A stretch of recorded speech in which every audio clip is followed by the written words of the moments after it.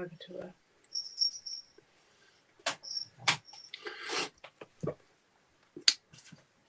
Good evening, everybody. That was a rather quick intro. I know. I didn't have a chance to share it out. I managed to share it onto my timeline, and then it just sort of came in, and I'm like, "Oh, hello, the intro's finished." Yeah. So anyway, good evening, everybody, and tonight is a bizarre Dark Mirror radio show because we are a co-host down. We have a man down. Down. Oh, 2 men down. And possibly a third joining us soon, I hope. We're supposed to have Josh coming in with us tonight. But we have, unfortunately, Dan is still not very well. He's still laid up with his back. So get well soon, Dan. And hope a chiropractor can sort your back out. Otherwise, we'll come round and give you a Thai massage or whatever it is to get it sorted. Viv will come round and do it. I'm not. Oh no.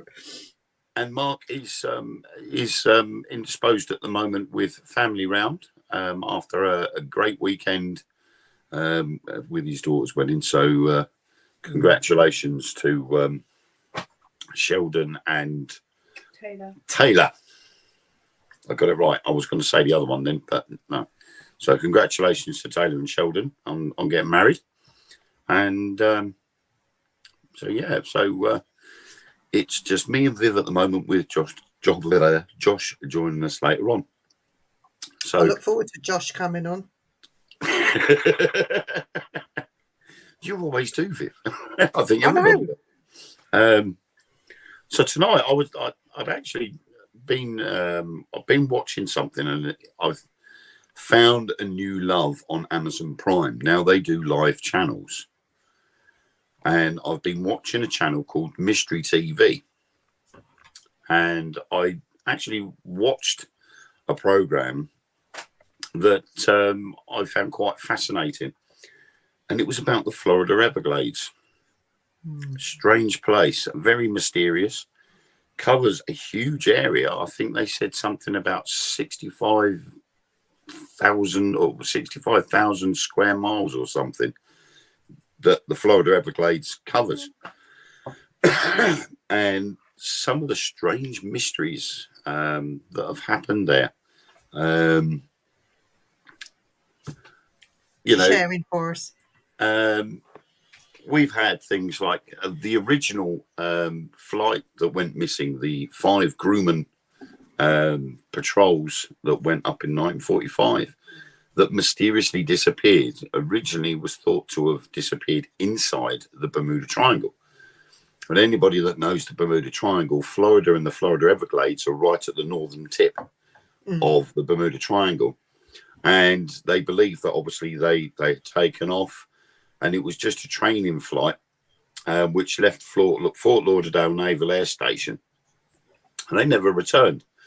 But in 1989, there was a wreckage of an aircraft found in the Everglades, and they reckoned that originally it was part of that flight. But it turned out to be a different aircraft that actually crashed in 1947, which was 2 years after the training flight had taken off. But there has been research done, and they reckon that they didn't go the direction they were supposed to go, and that was over the Atlantic Ocean, and they actually flew east out of Fort Lauderdale, and they got lost. Turned west instead of east, and they ended up in the Everglades, and they lost their bearings and crashed in the Everglades. So until anybody goes out there and actually looks in the Everglades, which is a very big area to comb over, they don't think they're ever going to find them, which I thought was very interesting. Excuse my throat, I keep coughing. But I think the weirdest one I have come across, the weirdest story I've come across so far, is about the Eastern Airlines Flight 401. Hi, John. In 1972, the Eastern Airlines Flight 401 took off from New York to Miami, but crashed over the Everglades, killing 101 of the 176 on board. Among the dead were pilot Bob Loft and the flight engineer Don Repo. The crash was then found to have been caused by a minor technical fault, which was then fixed by Lockheed. Some of the parts of the downed aircraft were then able to be salvaged for use in other airlines. The actual pilot died on the scene, and his legs were severed from his body by the seatbelt. The impact, they reckon the impact was about 200 miles per hour. So the seatbelt literally just cut him in half, and he lasted 2 minutes after rescuers got to the aircraft, which took about an hour after the crash. Oh, crikey. That's how remote they were. It took an hour for the first airboat to get to them. You know, the old power boats. It took an hour to get to their. But can you imagine having to look at your legs over there? He was still in his seat. He was still in his seat.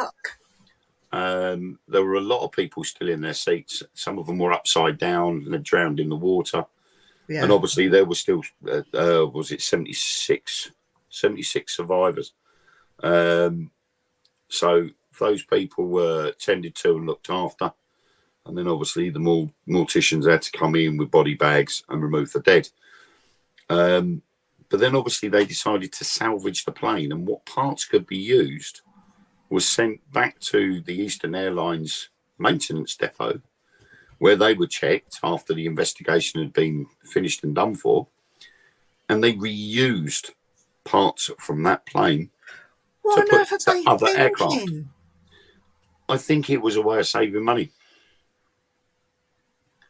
You know, if you've got parts that can be reused, and they were reusing things like seats, they were cleaning the seats and making sure that they sort of were, you know, went by regulation standards, and then they put them in the warehouse ready to go out if needed. So they were putting parts from that plane into other aircraft, and shortly after that, other aircraft started witnessing strange things going on within their planes. Yes, I have. Do you want to see a part of an air crash? Hang on. Ooh. Hang on. This is quite interesting. You'll like this, Wayne. It's very naughty, but I'll get it. Hang on.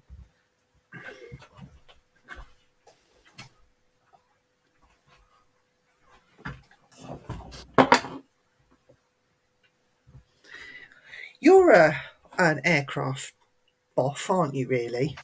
A bit of. So, do you remember there was the only crash at Heathrow Airport was the Vanguard that went down? Yep. My granddad was sweeping the runways at the time as part of his job when the Vanguard crashed.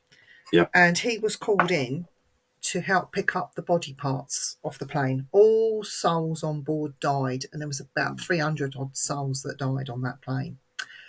So he was picking up the body parts, and they were taking it off to what we now call Hangar 14. So not only was he, after the body parts were removed, he then had to go and help assist pick up parts of the crash plane and bring it to Hangar 14. Yeah. And in the mayhem, he put certain aircraft pieces in his pocket. And he forgot about this. And I have it. It is the pin, one of the pins off that aircraft from the Vanguard. Wow. He came home, apparently, in a right state, and no one could console him. My mum, all the kids had to go out and play. And what he did was, he took this pin out of his pocket, and my nan, she gets loads of shit, you know, my nan. She had this, which is made of lead, which is that big cathedral in France, you know, with the rose. Yeah. Yeah. Notre Dame. So she opened it and she said, put this pin in there, lay those souls to rest. Don't carry the burden. And so it was put in this nasty looking thing, and left in the cupboard and forgotten about for about 50 years. They just left it there, just forgot all about it. So when they both passed away and the house was being cleared, my mum came across this, opened it. She said, "Oh, I remember that." And then she showed me what was inside. And I said, "You can't throw that away. You cannot throw that away." I said, "It's a piece of history." I also have, there's another story that goes with it, the wings off this guy. This is another story. And a bean, this is a bean, but it's supposed to be the heart of this guy. Unrequited love. He died in action, and it was put in here. This came out of a house clearance. But anyway, that's another story. But the fact that you're talking about taking parts of a plane and reusing it in another plane. I've had nothing but occurrences in this house because of that pin. And ever since I've had it, it's like Piccadilly Circus station in this house, like comings and goings all the time. And I know that it's attributed to that pin. So can you imagine the other planes? Yeah. Oh, well, my God.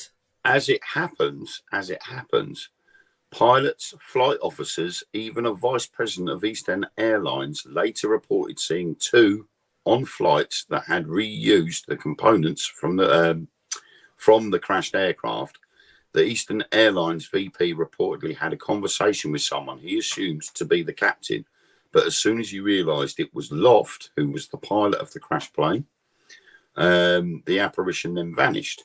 On board one aircraft, a galley oven was mysteriously repaired despite the insistence of the plane's engineer that he did not carry out the repair, and there was no other engineer on board. A flight attendant cited a man that resembled the co-pilot or repo, seemingly carrying out the repairs on the oven. So they're being useful, so we don't mind that, they're being useful and helping. Yeah. But one of the most startling incidences happened on the TriStar 318, where flight attendant Faye Merriweather saw Repo's face staring at her from the galley oven. Two more witnesses backed her claims, and all three heard Repo say, "Watch out for fire on this airplane," before he disappeared from sight. Later in the flight, the plane encountered serious engine trouble, and the last leg had to be cancelled. Interestingly, the galley oven had originally been on Flight 401. Wow. So the flight attendant had seen the co-pilot's face in the oven. He warned her about a fire. Two other people witnessed it, and then later on, there was a serious malfunction in an engine, and they had to stop. Oh, that's a nice haunting. So you wouldn't mind those, would you? No, I think it wasn't being nasty. I think he was there to sort of warn the others of the situation. And I think shortly after that incident, they stopped reusing the parts from that plane. They were all mothballed straight away because there was too many reports of strange things going on in aircraft that had got these transplanted parts in them. And you think, well, how morbid, 101 people died. Yeah. And you've gone and used a seat that somebody died in, and you slapped it on another plane. Sarah's saying there was also a ship called the SS Cotopaxi. Yeah, do you know about that one that returned after many years? The problem is that goes into the realms of conspiracy theories, because although it's like the Mary Celeste, where people have found a ship and they've boarded it and there's nobody on board, yet there's hot food on the table. Yet there's no sign of where all these people have disappeared to. But someone had to have prepared that food. So what happened to all those people? It's a mystery. They're mysteries that will constantly be replenishing itself, and people will still always ask questions. Changing subject completely. Really? No. She can. Would you be able to tell me why there wasn't a tracker or a black box on that Triton? Apparently there was on the Titan. She's talking about that submersible. Oh, yeah, there was. There was. Apparently there's supposed to be two.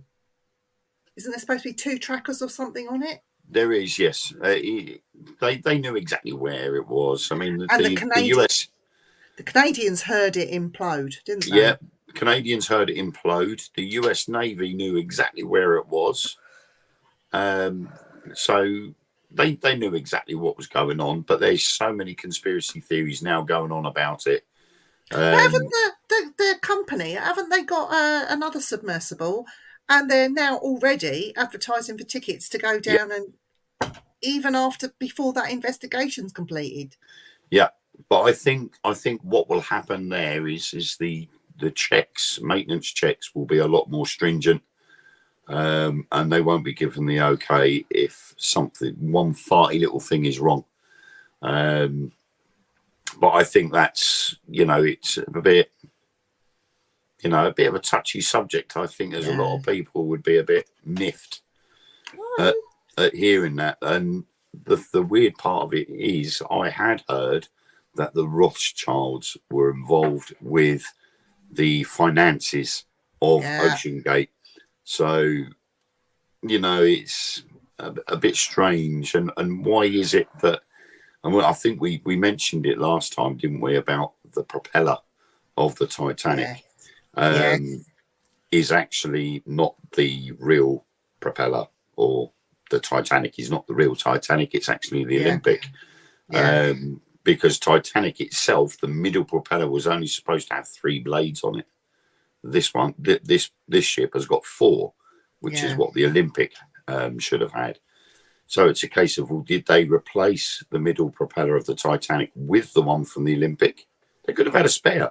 But they don't really talk about the fire that happened on the Titanic while it was being built, which weakened the structure anyway.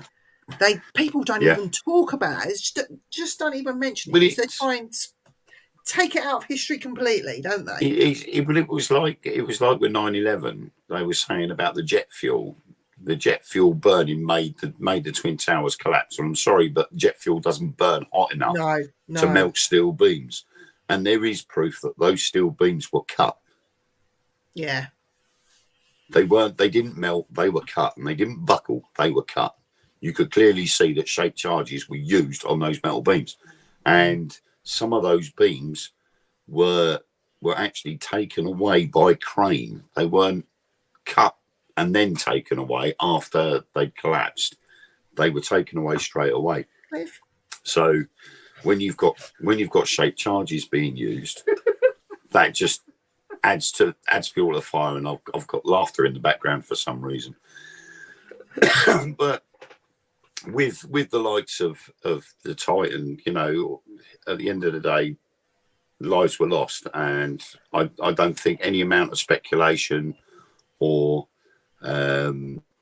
strict measures that you take to make sure that vehicle is safe to go down again, it's going to be like anything. Like even if after a coach crash, you get there was an incident a few years back where a National Express coach entered a service station and he was going a little bit too fast, and he clipped the raised curb and he flipped the coach over. Jesus. Straight after that, they brought in the seatbelt law.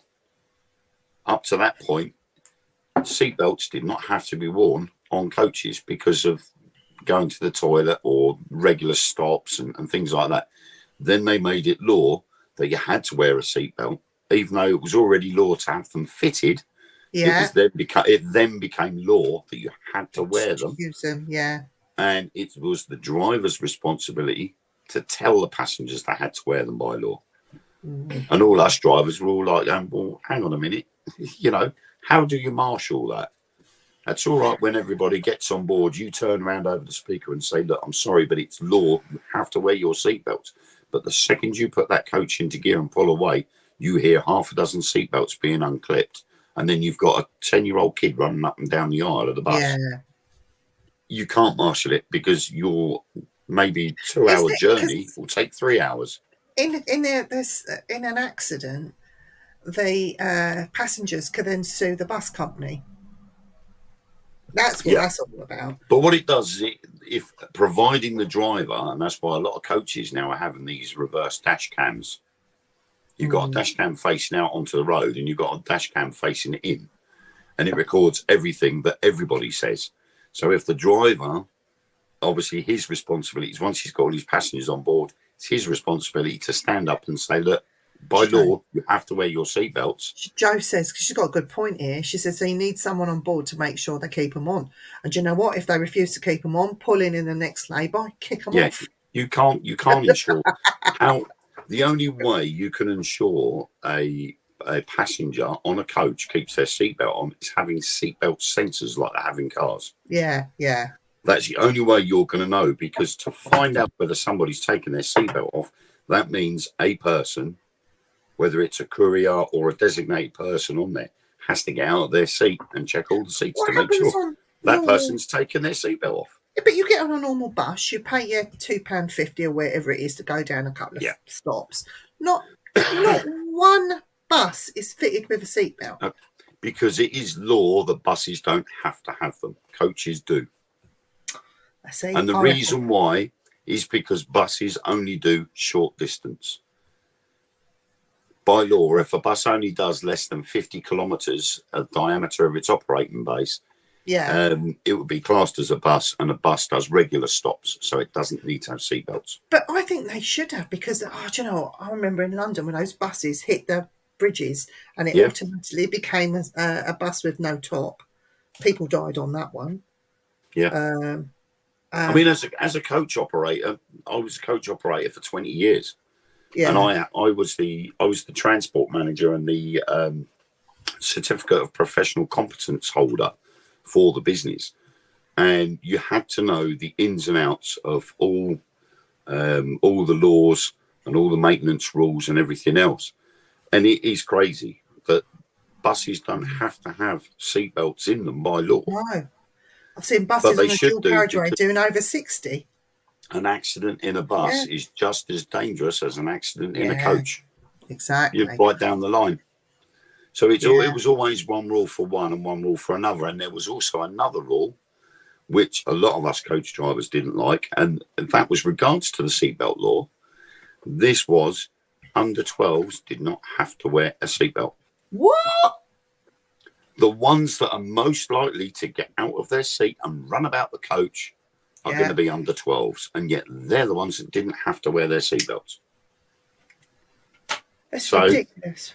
Where is the where's the sense in that? There is no sense. Most people, they get on the coach if they're going on an airport transfer or something. They just get in there, they stow the luggage, get in their seat, and just sit there till they get to the airport. Yeah. But then you'll have some kid running up and down the bus like headless chicken. Parents are going, wait till we get to the airport, I'll just sit down.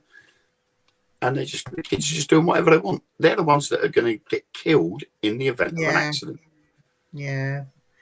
Let's bring it back to the Bermuda Triangle, because I watched something, it's a good few years ago now, where they were trying to prove that the myth of the Bermuda Triangle wasn't what we think it is. They think it's due to air pressures, weather conditions, and these I'm going to call them vehicles, whether it be plane or ship, were disappearing off of radar and all sight due to natural occurrences.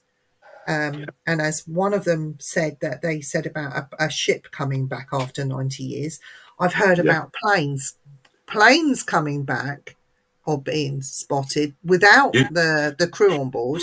You've been watching Manifest, haven't you? No, I haven't watched Manifest, but I will be. It's a wicked series. I love it. But the thing is, these vehicles are coming back, and one of them, the ship one, they had investigators on board. This particular ship, it was disgusting. The way it was rusty, it was intact, full, everything's still there, but the crew were just missing. But they did their investigation, and they reckon there might have been a freak wave that came over and took them off. And the people that were left, literally, they died. Another one was saying disease, that they got disease on board, and people were throwing the bodies overboard until there was nobody left. It's just great. What are your thoughts on it, Wayne? Well, the Bermuda Triangle itself is probably one of the oldest mysteries going. Ever since I was a child, the Bermuda Triangle was the center of all mysteries.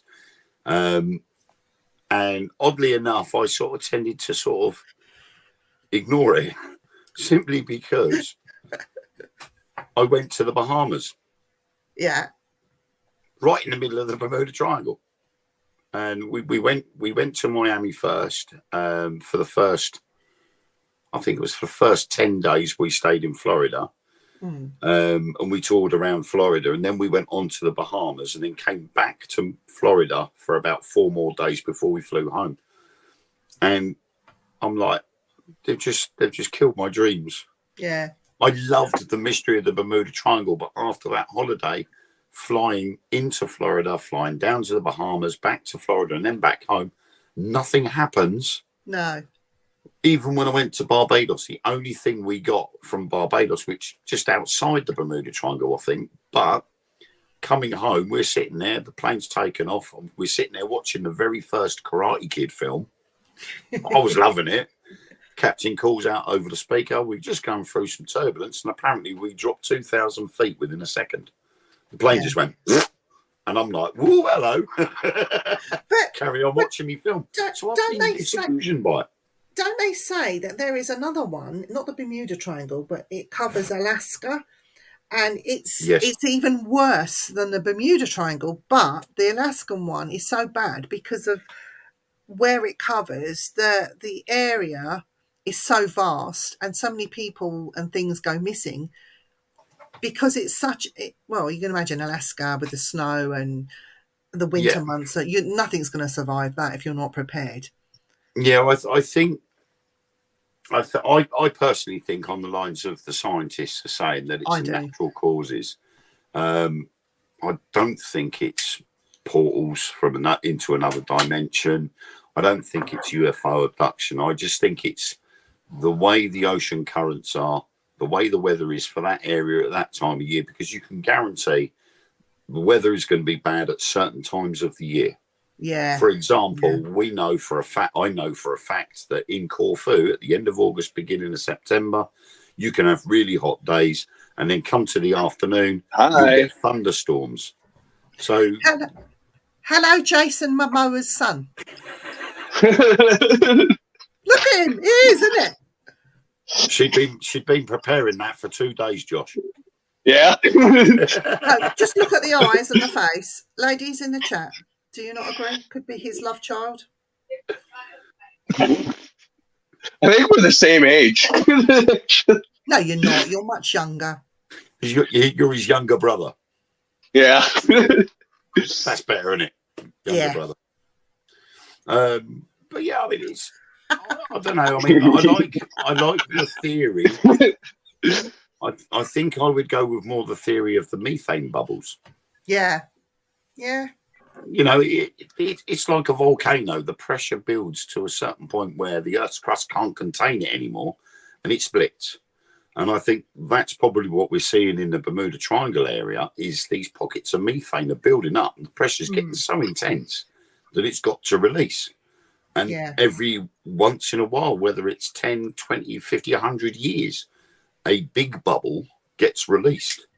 And just by basic physics, if a ship is traveling across the water underneath one of those bubbles, that's a goner. Hi, everybody. He's got a new name now. It's Josh Momoa, not Miota. It's Myota. Myota.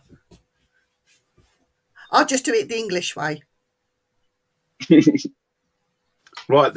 As regards to the Cotopaxi, that disappeared on December the 1st. They radioed through a distress call, reporting that the ship was listed and taken on water during a tropical storm. So straight away, there's a storm involved. And then it was then officially listed as overdue on the 31st of December. So it was almost a month before they listed it as overdue. What took them so long? The wreck of the Cotopaxi then lies 35 nautical miles off St. Augustine in Florida. She was discovered in the 1980s, but could not be identified and subsequently dubbed the Bear Wreck. Cotopaxi was identified in January 2020 based on 15 years of investigation by a marine biologist. So it didn't just show up. It had sunk, but nobody knew where it had sunk. So the problem then is you're looking at what social media and what media outlets portray. When you see a video, or the Cotopaxi's just turned up, and you just see this ship on water with the name tag Cotopaxi, but it states on here that the Cotopaxi was found, but it's underwater. It's sunk, which, you know, it does break dreams as such. So why do they go missing? Joe wants to know. Why are these ships and planes going missing? The problem, the problem is I think nowadays, I don't think they just go missing. I don't think they just go missing. Any modern aircraft or ship, I don't think just goes missing, because there's too much electronics on board, satellite imagery, satellite tracking, all of that. Just poo-poos it. If anything does go missing, I think it's the powers that be making sure it goes missing. So what about that MH360, that flight from the Malaysian Airways? Yeah, what do you think about that? What do you think, Josh? Country testing out a jet. Honestly, that's my theory. Maybe even the Russians. I wonder whether there's somebody on board. There was somebody on the board that plane that a certain country wanted. That's possible and had too. to land somewhere else. But that plane, I think, is missing, and I think it's in the bottom of the sea. But you think about our oceans are massive; they're so deep in some parts that we'll never see. We'll never get to where it is. No matter how good your electronics are, eventually they'll fail. We're not that great. So I reckon it's in the bottom of the sea somewhere. They reckoned, according to the data that they got from satellite tracking, that he had started on the right course for the flight he was supposed to do. And then he started deviating and went in the opposite direction and went further out to sea. But the last known track that they had of him, of the plane, was that it was too far. Yeah. He was now too far off course to just turn around and come back and land. So they're saying he has ditched, but now we've got an area that is so wide and is so deep that they may never find it. But again, you get the conspiracy theorists go, oh, it's been forced to land somewhere else. And again, it's down to social media and whether people believe it or not. And you know, it's a mixed bag. But with ships, ships will go missing all the time. And you know, if they're only little fishing trawlers, then you could understand why no one finds them, because they're not geared up like bigger ships are. Has anyone ever come back after being missing for so long on board one of these vehicles, and they've come back and it's just loss of memory and they've just not remembered anything? Has anyone ever survived any of this? I think there has been recorded cases where people have turned up and they've said they were on a flight and then they don't remember anything else. There has been a few documented cases, but there was one particular case I'm sure I read the other day where a guy was supposed to be scheduled to land.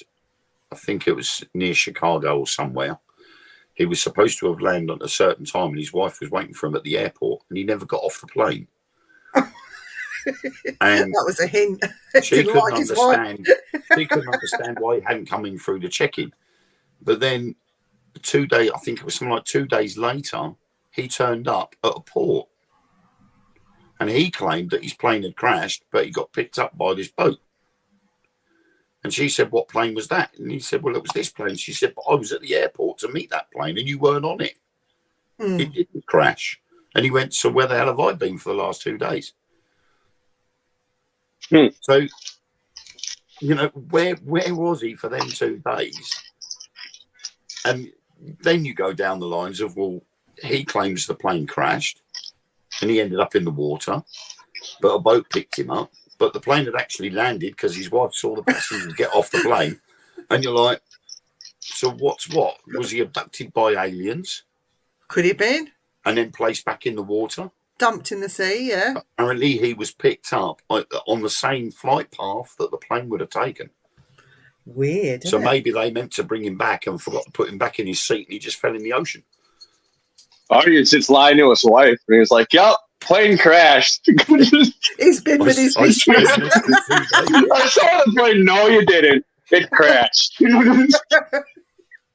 But I definitely think there is something odd about the Bermuda Triangle, but I think it's just the stories that have been generated that have made the Bermuda Triangle more of a mystery than it actually is. Ooh, I'm going to put this up. You're going to get embarrassed, Josh.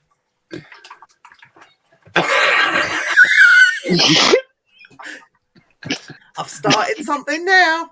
You're going to have to give out all these signed pictures now, Josh. You get a little bit of a fan club going. Before you came on, Josh, we were talking about Flight 401 that crashed in the Everglades.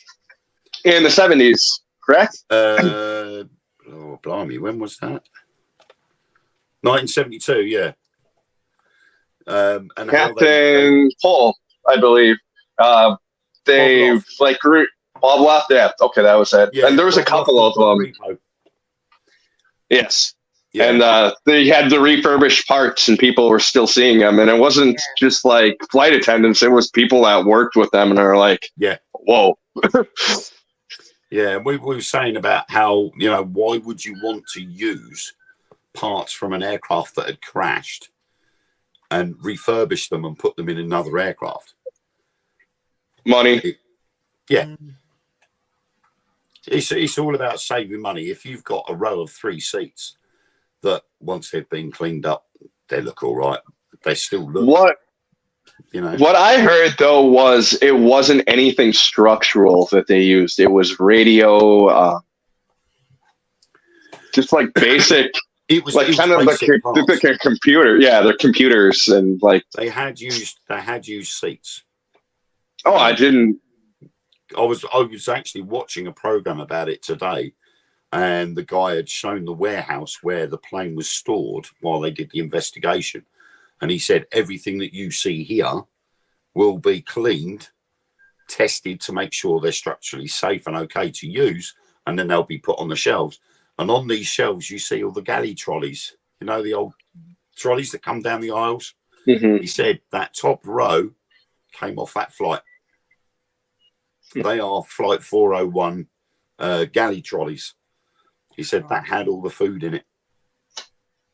He said, and they'll go out onto other aircraft.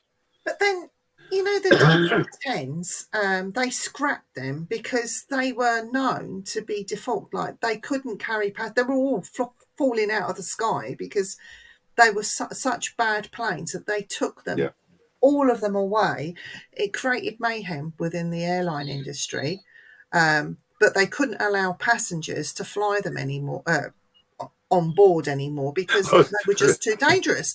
Yeah. But you think about Concorde. What happened with Concorde? They took away that plane over a bloody puncture in France because of debris on the tarmac. Yeah, it was bad maintenance of the runway that caused that. There was nothing to do with the plane. No. And yet again, so many people are dying because of all these stuff. I think the problem with that was because of the loss of such an expensive aircraft. The joint partnership between British Airways and Air France. Yeah. They weren't prepared. And it was the French that started this. It weren't the British Airways. British Airways were quite happy to keep their fleet of Concordes flying. But it was the French that caused the problem. The French turned around and said, we're not having this again. We don't want it happening on our turf. So we're pulling the plug. So that partnership came to an end, and British Airways couldn't afford to keep the fleet going because Air France had pulled out. So I do know that Mr. Branson, Sir Richard, wanted to buy them and Yeah. was told by the British government no. Which Because was a shame. the FAA got involved, Yeah, and no, the it was powers that terrible. be just turned around and said, you know, you can put in all these new safety measures, but the problem then is you're going to have an aircraft that is going to fly slower because it's had extra weight added to it. Mm, And we're like, well, Mhm. it's still the fastest passenger plane in the world, yeah, regardless of how much weight is added to it to protect the underneath of its undercarriage. It would still be the fastest passenger aircraft, yeah. you know, and to mothball it just because of money was ridiculous. They should have just said, Branson, take it away, because Branson would have then injected the money into it to make it safe.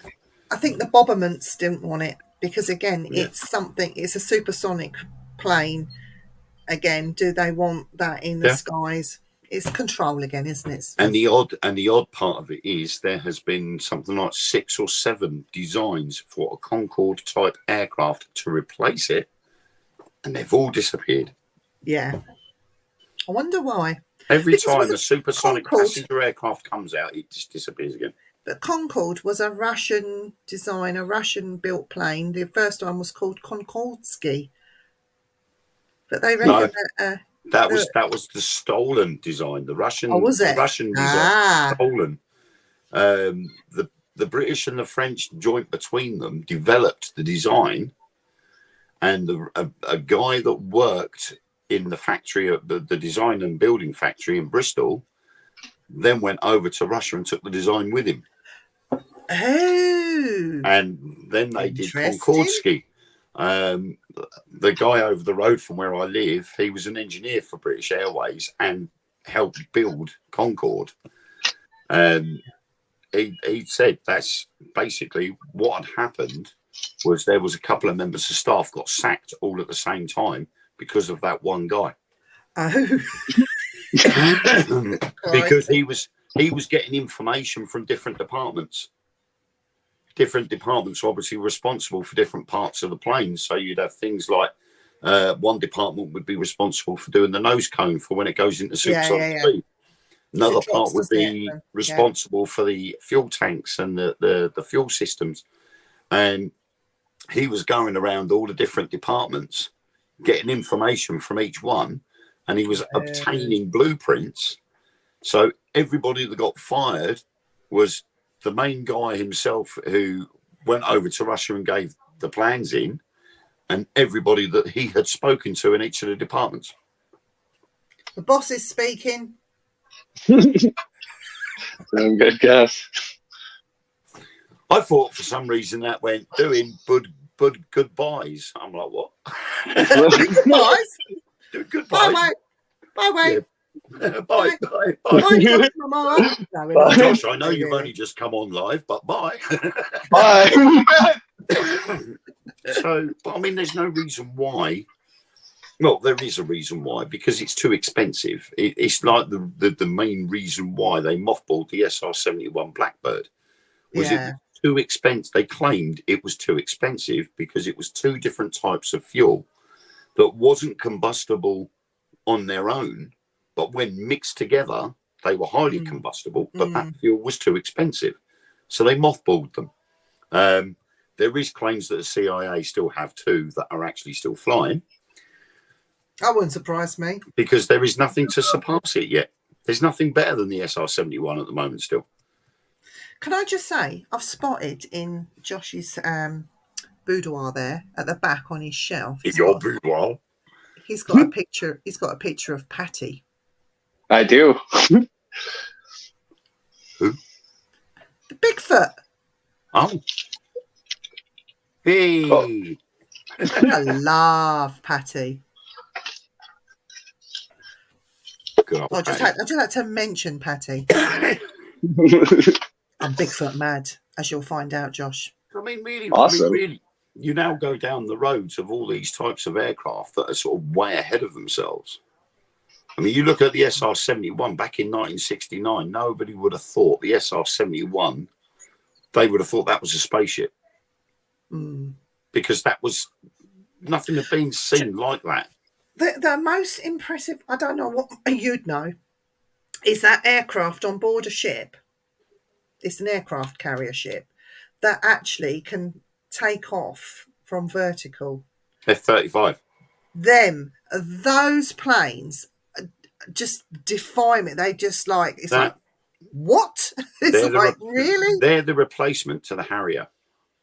It's those planes. They don't need that elastic band to ping them off or whatever. No, they don't. It's just that they just literally vertically and then go.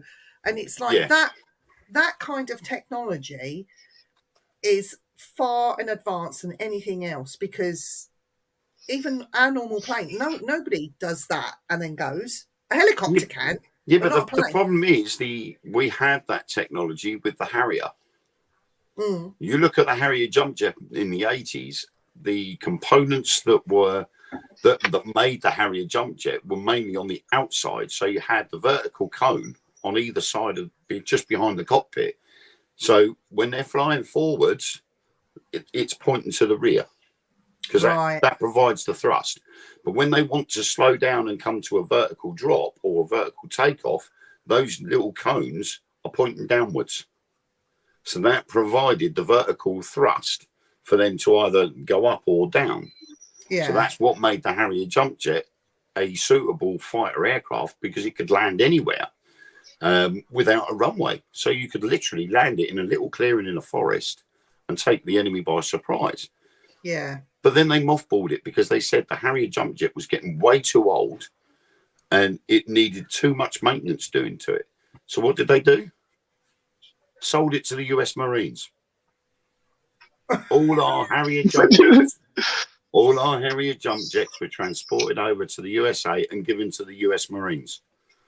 So they've got our offsuit, basically. Yeah. But then there was this huge gap where we didn't have a vertical takeoff and landing aircraft. We needed something to fill that gap. And then eventually along comes the F-35, where most of the components are inside rather than outside. Yeah. So although the technology was there in the 80s, we didn't perfect it until now, or over the last 5-10 years.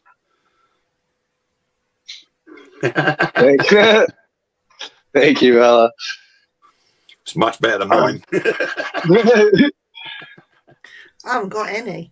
It's just all crap in my office. Really. No, both of yours are better than mine. I mean, I've only got skeleton. Picture of my youngest daughter, and party invites. So, Terry Two Willies. Great plane. Yeah. Great plane. I mean, I've always loved the Harrier jump jet, but my favourite has always been the SR-71 Blackbird. And I'm a regular visitor to the Imperial War Museum at Duxford. Yeah. And I love going into the American Air Warfare Museum. And every time I'm in there, I always take pictures of the SR-71. I'll touch it and I'll be like, my favourite. Oh, how could they mothball you? And they've literally kept it there. But they've kept it in case they need to use it again, because they've still got the engines. Yeah. All they've done is just drop the engines down. So if needs be, they could just put the engines back up in there, wheel it straight out, and that'll go. Yeah. You know, a lot of planes, when they mothball them, they take the engines out. I don't know. You'd know, Josh. There's places in America, in the States, where they have they call it the aeroplane graveyards. Yeah. But those planes are ready to go at any minute if they were called into action, if you needed them. Yeah. Especially the FFA museums, too. I mean, a lot of their planes still work if they fly them around once a year. You'd be like, there's a canopy missing here. Hang on, we've just taken off. But they've got to be haunted places, surely. Like if you did a ghost hunt in one of those places where all these planes were, surely you'd find something will occur. I mean, I want to go to Duxford overnight.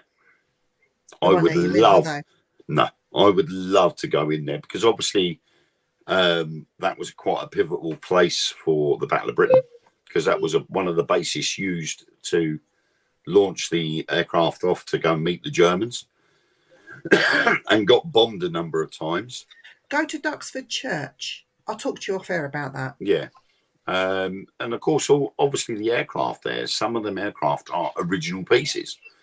So there's a lot of history connected to them. There's a lot of, the pilots and things like that. Oh, Mildenhall. That was one thing I wish they would bring back, is the Mildenhall Air Show. I used to love that every year. Got all the calendars and got the pilots to sign each picture. Used to love that. There's a question if Mr. Josh. Do they really have pet cemeteries in states? Yes, they do. Are they big? Ones around Wisconsin really aren't. Is that Say most people I know. Yeah. Wisconsin. Yep, I'm like right by Green Bay. We've got pet cemeteries here. Yeah, but not as big as they have in America. They've been doing it for a lot longer than us. We've got a section in Colchester. It's literally for pets. And Stephen King wrote a book about it. It's not a good idea. Yeah, they've buried all sorts in there. They've buried horses and hamsters and all sorts. Yeah, I just stick them in the back garden. I think. Obviously not a horse. I think we should all go meet up with Josh somewhere, not in Wisconsin necessarily. Go somewhere. Let's all go on a mass. Let's go. Let's do our own expedition, Bigfoot. Go and find one. there actually is a pretty known Bigfoot area by me. Oh, is there? Yeah. Can we wait another 15 years until my youngest is old enough to be left at home on his own? That's true. then no, you get your eldest to babysit the youngest. So you got to just work it right. There's an 11-year gap between Ethan and Freddie. Ethan will be is there? going off and doing his own thing. Bring Freddie with you. We can use him as bait. Ethan would want to come with us. I'll just be in the background with Ellen with our what is it, plaster of Paris. Plaster of Paris and our bottles of water so we can take casts. Me and Ellen will be all right. All right, so me, Josh and Mark will end up in the firing line. Then after we've been mauled and ripped to pieces, then that'll be Ethan that cops it and Chloe. And then anybody else that's joined in the mid-section of the group. Yeah, and then you'll be following up the rear with a plastic cast with Ellen. Yeah, me and Ellen, yeah. Did you see these prints? Oh, well, I'm sorry, but my right eye is over there at the moment. Right, we got pelted with the rocks.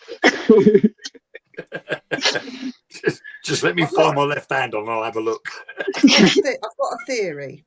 You've got to go into these wooded areas with and set up. You've got to be able to do a little sort of campfire. I'm saying like a controlled one, or have a gas stove. Boil your water, have a tea set, make cups of tea, like English tea, and leave it for the Bigfoots to try tea, and that'd be your friend. No, it wouldn't work. Join you for tea. It wouldn't work. It wouldn't work. You couldn't have an English cup of tea in America because you'd have to bring the water from England to have an English cup of tea. Well, if you go to Fred Meyer's, I don't know if you had Fred Meyer's where you are, they'd sell English tea in there. Yes, but the water's different. Just get out the tap. Yeah, but water in the States isn't the same as the water over here. Apparently, it's a lot harder. The water's hard, and it doesn't make the same cup of tea as it does over here. I managed to in Oregon. Did you boil it to death? No, I just boiled it on the stove. Boiled it, nice cup of tea. Mind you, it was Tetley tea. Oh. Yeah, I know. But it was all right. It's got to be Yorkshire tea. No, proper Ceylon tea is the best tea to have. Do you like Everybody drinks coffee here. Tea from Sri Lanka. I know. What is the coffee thing about? Why don't you drink tea? I don't know. I drink Mountain Dew. I don't drink coffee either. But I work in a really, really hot environment, so I don't like warm drinks. Yeah, but if you have a warm drink, it regulates your body, doesn't it? Doesn't it, Mark? He Mark says it's Wayne, got to be. He says it's got to be Yorkshire tea. You got Tetley. I don't drink it. It's We used terrible. to. I went over to Sri Lanka and I brought proper Ceylon tea, and it was all the tea granules, and it was in a great big box. I'll say a great big box. It was like that. Right, yeah. So you can see by the size of my hand how big it is. And it was only 50p for the box. And it lasted months. And I was lucky to get it through customs, apparently. But, Right. Yeah. Speaking of the box, what do you think of this? I love this. Oh, you got Oh, one of those. sweet. The only problem is it doesn't come apart, and I'm really annoyed. Oh, I've got. Because when I've I got the brought it, box. I was under the impression it came apart. The advert for it said it came to pieces, and it doesn't. I got the box like that. It's bigger though. It contains all the DVDs, and it's signed cool. by Pinhead. Signed by Pinhead, Doug Bradley himself, I and it's got watched- kisses. that's awesome. I It's watched got the kisses last in it. one. I watched the last Hellraiser, and I'm like, what the hell have they done to the Cenobites? Oh God! I do not like the new Cenobites. Just watched the new Evil Dead movie too. Any good? No, I mean the graphics are better, but no, I much rather have the ones with Bruce Campbell. Josh is not going to say where he is, Eric, because he'll have lots of women He's bashing his door down. in Appleton. Don't tell him. Because all the Close to women Appleton. Just say no. they'll all turn up on your door. You don't want that, Josh. You'll end up making cups of tea for everybody. Yeah. Well, I think the last film good cup of tea. The last one I watched was Indiana Jones and the Dial of Destiny. I watched that The yesterday. new one. Any Yeah. good? I liked it. Because it was all part and parcel of the main storyline with Indiana Jones himself. I'm into Pierre, Eric. But I was disappointed with the start because the start was back at World War II. So they used CGI to make Harrison Ford look younger. And it was obvious. It was so obvious. The second it started and you see this young Harrison Ford, you're like, Jesus Christ, that's CGI. And you could see it in the eyes. His eyes was a dead giveaway. And I'm like, don't like that. I feel like they're doing that a lot lately. Yeah. With the CGI over the faces. The problem is they had to do it that way because it was the story. You can't. How are you going to make Harrison Ford look younger? You have to use CGI. I think that Josh should grow his hair a little bit longer, get over to Hollywood, and you could be Mr. Momoa's stunt double. You could just do stuff for him, open shops, cut the ribbon, all that sort of stuff. Even better, if he grows his hair longer, gets over to Hollywood and gets to be his stand-in, what he could do is give him a dodgy prawn sandwich so he's ill for a couple of days during filming. And you take over. You take over. Away you go. Take his spot on Game of Thrones. He doesn't even talk, does he? He just grunts. He just grunts. That would be great. And then he's got that other show where he's blind. He's like a blind warrior. Yeah, but you do know if you've got to like water because you will become Aquaman. There's a problem with that, though. He's like the worst of all the heroes. I'm going to go get my fish friends. You watch your back. That means he's got to be with Amber Heard. No, she's been kicked off, isn't she? Yeah, she's gone. Yeah. Good riddance to bad rubbish. Yeah. But, doing that to poor John. Yeah, poor bloke. Silly cow. Silly cow. Yeah. I think we should get I could write a story about Bigfoots. Get Josh to be the main character. You can go in, Wayne, and be one of the expedition things. We can write up our own film, send it to Hollywood, say this is all the people. We can make it ourselves. I reckon it'd be a blockbuster. I'm down. Bigfoot goes camping. Josh, I do come from the werewolf state too, so we got that going on here. We got Bigfoot and we have Dogman. Oh, That's don't real tell close that. by too.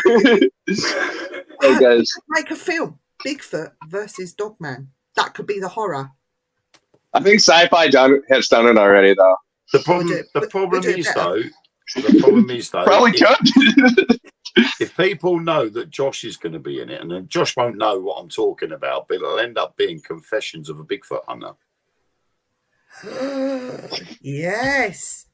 Now, I think you should do a show. In the 70s, Josh, we used to have a series of films called Confessions of A, and it would be Confessions of a Window Cleaner, Confessions of a Taxi Driver, Confessions of a Milkman. There was a series of films, and they were sort of mildly pornographic. So No, we don't want to. No, we want to keep it clean because we know Josh. We don't well, want.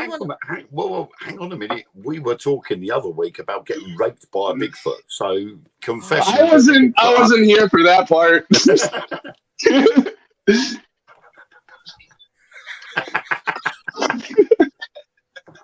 Could do that. LGBTQIA plus Bigfoot special.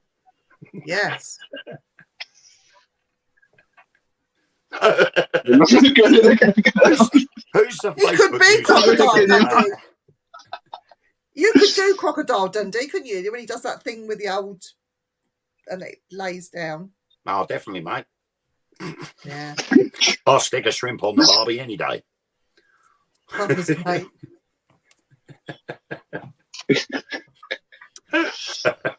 Yeah, we'll have to get together, Wayne. We'll have to collaborate, write this story, and put Josh as the main guy. You'd be in for a long wait then. I'm struggling with writing at the moment. Dude, Josh and Mark, we'll have to write Mark into it. Yeah. Because there's always a mini-me wherever you go. Well, Mark could be the Mini-me.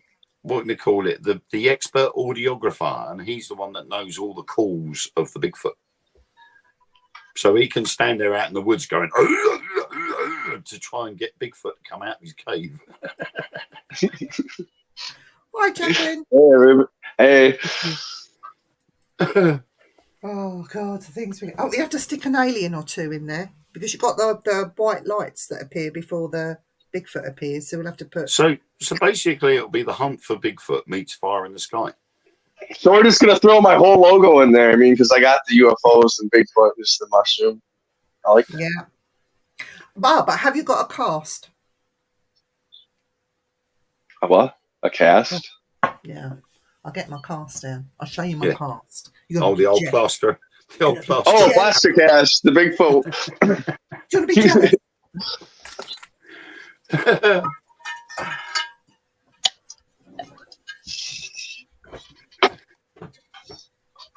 That's awesome.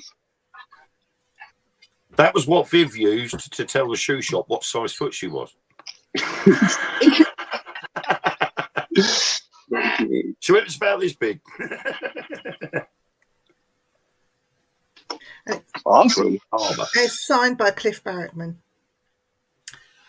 I went to his museum and he was selling these, and I thought, oh, I'll just buy one. And I thought, shit, how am I going to get it home? I had to put it in my carry-on, and customs snagged it because apparently the stuff in here and in this material looks similar to bomb making equipment. So, is this your case, ma'am? Yes. What is this? I said, it's a Bigfoot plaster cast. A what? A what? They didn't even know what it was. So they got it out, had a look at it, decided it was okay, went back in my case, and I bought it back in one piece. But yeah, apparently when we come over on the planes, and I did get warned, customs will pull you, but you'll be okay. So I'm planning to go back. That's awesome. I need to get another one. I was going to say, you need to get the right foot now. Well, I've got a hand, a cast of Bigfoot's hand, but it was a juvenile, so I need to get they had one each side, and I got one hand. I'm going to bring up the other side. I'm going to go and get that and bring it back. But yeah, I need more feet. Yeah. But they had bigger ones than this one. I was just worried about they're not going to fit in my case, so I went for a smaller one. I was going to say, they're changing the restrictions now, aren't they, on flights? I don't know. Yeah, they because I've got to go over to Corfu in August. I really don't want to go, but I've got to go over in August. But they've said about luggage, and if you take a hold all, if they deem that it's too big to go in the overhead, or there isn't enough room, then for free of charge, they're going to put it in the hold. Yeah. So I'm like, do you know what? I might just take an oversized bag with me anyway, just so they can turn around and say, we'll put it in the hold for nothing. Get all your stuff and bring it back with you. It is quite expensive, but because Ethan and Chloe are going over a week before me to be with my mum and dad, I'm then going over later to go and pick them up and bring them home. Yeah. So they're going to be taking the majority of the stuff I need. And I'm only going to need shorts and T-shirts for 5 days. That's it. Well, I think America's being done again next year. I'm going back to Oregon, which is supposed to be the Bigfoot highway of the world. Like, there's more Bigfoots concentrated in Oregon than anywhere else in the world. So I'm going back and I'm actually going to go squatching for the first time. I'm actually going to do it. There's a lot of places in America to go for squatching. To tell you the truth, there's a lot of sightings all over the place. But I want to do it. My dream, and it's just, you're going to think I'm crazy and I'm mental. And I apologize now for using that term because it's a horrible term, but it's the only way I can describe it. But I want to go to Kentucky and I want to go and squatch with the hillbillies over there, that go out and live in the woods and, chew tobacco and spit it in a can and eat out of the moonshiners. Yeah. Yeah, you'll see Bigfoot, all right. You'll see elephants and you'll see a bunch of other shit. As long as you take a sip out of that big old glass bottle, they'll show you Bigfoot. But the thing is, I'd want to do it sort of to have a bit of fun, see what they're doing. They take it all very seriously, and yeah, I'll do it with them. Those that have done it for years know where to go, best spots, make it that are safe to do so, and all the rest of it, and just stay out there with them for a week in the forest. I'd love to do that. It's a bit like tornado chasing, isn't it? It was a science, and now all of a sudden it's become a leisure activity, hasn't it? Where people are actually selling tickets to go with them during tornado season and actually go hunting tornadoes. And you're like, really? I've done a lot of interviews with a lot of squatchers, to tell you the truth, and I've honestly found the opposite. They've been really scientific going into this, and then the ones that have had experiences were like, oh my God, I found this profound being that's not at all like anybody thinks it is. I feel like I need to protect this woods. I'm never going to show these people where I found this. And just the experiences the people that they've had around them, and having telepathy, telepathic conversations even. The problem there is it's like if you go back, like say for 100 years, 150 years, when the explorers would go off to a new country or a new continent and start exploring about, and they see something they haven't seen before, the first thing they did was shoot at it. Yeah, and they'd kill it. Why? And they'd be like, "Oh, look what we found! We got to take this back to the Natural History Museum." So they get it stuffed and take it back to put in a display case. Next minute, it's become extinct. Is that going to be the situation if Bigfoot is discovered? I don't think so. There's so many people coming out now, ex-military, that have now on their deathbed, they're talking.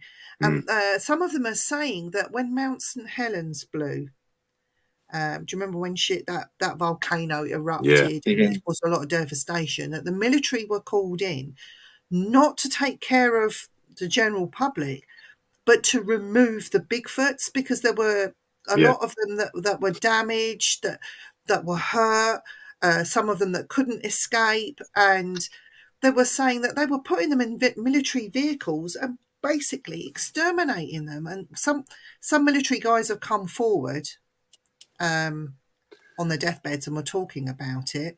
There's other guys that have talked about shooting families, like just literally annihilating them, and he never saw his colleagues again that were in this armored vehicle. There was another one. That was another one.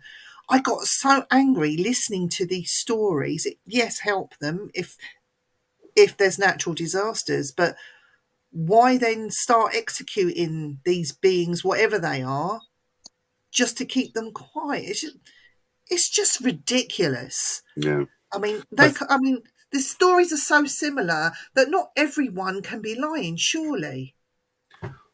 The problem is it's exactly the same as Project Blue Book. Disinformation, covering things up because they don't want to alarm the public. They want to be able to keep the public under control. The public know that they're there, though. The public are seeing them. They do, but it's damage limitation. So if you can blindside, out of 100 people, if you could blindside 60 people and make them believe that it's something other than, you've succeeded, because at least you've got some people to believe your lie rather than believing the truth. I think it's the other thing too. It's almost like, I don't know if either of you have ever seen True Blood, but I like taking that scenario and adding it into life. Like, let's say Bigfoots actually did come out and started communicating with us, and we were like, they're a sovereign nation. They've been here, There again, that shows our government's like, yeah, here's another thing we had absolutely no control over, and they don't want that. Yeah. So what about what's his name? Jeff? Is it Meldrum? The guy that recorded the Sierra sounds? Have you heard these Sierra sounds? The Bigfoots talking to one another. And it's not this whoop, whoop, whoop, or none of that. It's the actual talking. They're chattering to one another, and they sound near enough so close to human beings. I sat and listened to that recording. I was brought to tears. You hear a male and a female talking to one another. It's just amazing. Now, he brought that out, was it in the 70s? I've got it here, yeah, 1970. I've got it here. But it's the chatter. Listen to the chatter. Yeah. It's not that. That's when the they Sierra start sounds. Yeah, when they start chattering to each other. Listen.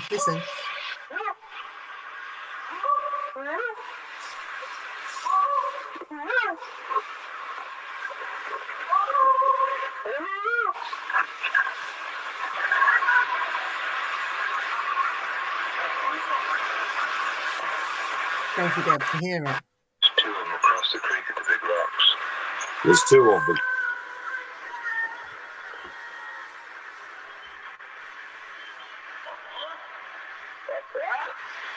Listen.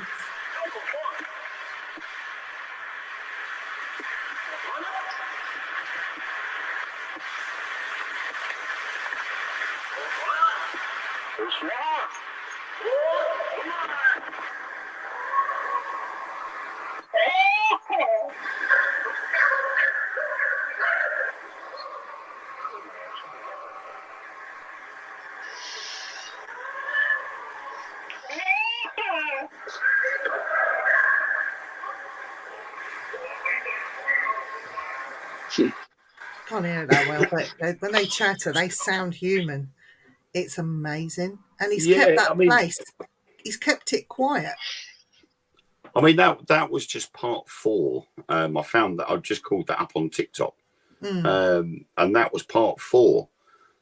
But there was bits there that sounded to me like they sounded very similar to like a Native American dialect. And it was almost as if, like there's some of the some languages in Africa where they use clicks as communication. And they do.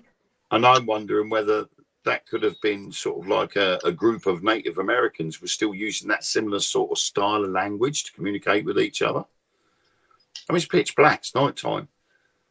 I'm just saying that could have been a possibility. I know that's in 1970 and the audio recording's really sort of hazy, isn't it? Because of the technology of the time. There's more to it. He's done it on a CD where there's like a story and you can hear more. But there's a part where they've left it recording and you can hear the two of them chattering, literally having a conversation, not calling out like that. And it just sounds so human. I mean, you can hear clips there where you can hear him mimicking the sound of what he's hearing. You hear Mhm. them making the sound, and you can tell that that's from a distance, and then you hear him repeat it to sort of like get this level of communication building with them. I'll have to look at the other three parts because that I don't It know. is That's bizarre. amazing. You need to listen to it. Or the whole lot is amazing. Yeah. Absolutely amazing. I love it. I'm just obsessed with Bigfoot, and it's Dan's fault. Oh, has Dan got big feet? No, because I went to Oregon, and he said, "While you're there, go to this place." And I went, "Okay." So I said to William, "I want to go." He says, "Is there anything you want to do while you're here?" I said, "Yeah, I need to go to this place. Dan sent me there. Get an autograph of Cliff Barrackman." And I actually met the man. Lovely, lovely man. Walked past it round his museum, and that was it. I was hooked. Absolutely hooked. Not from seeing it on TV or looking it on the internet, from actually being there. going there and seeing what he had in his museum. He had the actual camera that filmed Patty in there, given to him. That's awesome. Yeah, he's actually got it in there. And to see like where Bigfoot had sat down, they got a cast of its bum cheeks. It's amazing. It's just like, wow. The thing is, do you think that if there was sort of irrefutable proof that Bigfoot existed, do you reckon that the government will then put controls on that area like they've done in Grand Canyon? They Oh, already yeah. try to, don't they? They've already tried, I think. I don't know what you think, Josh. There is actually certain states that have laws like if you shoot Bigfoot and you do have like refutable evidence, you're still going to prison. From the Fish and Wildlife, they have signs up actually where they're like, "Yeah, we take this serious. If you come across this and shoot it, you will be prosecuted." If Bigfoot attacks you, tough shit. Yeah. You are not allowed to retaliate. But would they, though? Would they? That's the question. Bigfoot, I don't think, would attack you. You'd be lucky if you saw one. If you saw one, it's by There sheer was luck. a guy recently, it was like last summer, that said his friend was murdered in front of him by Bigfoot. Yeah, right. He I go, I'm at too much meth, but it still is like, yeah. He did it. Said they were fishing and he just came up out of the woods and choked his friend to death and then threw him in the lake. Really? Something That's like that? That's what he said. It would rip him apart, not choke him. He did it. He's guilty of murder. Yeah. Send him down. But the thing Well, is, didn't the Bionic Man, didn't Bigfoot choke him?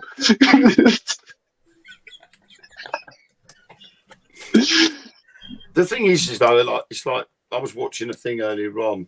Like I said, I've now got onto this mystery TV on Amazon Prime, and they were talking about the guy that discovered the cave in the side of the Grand Canyon. Right.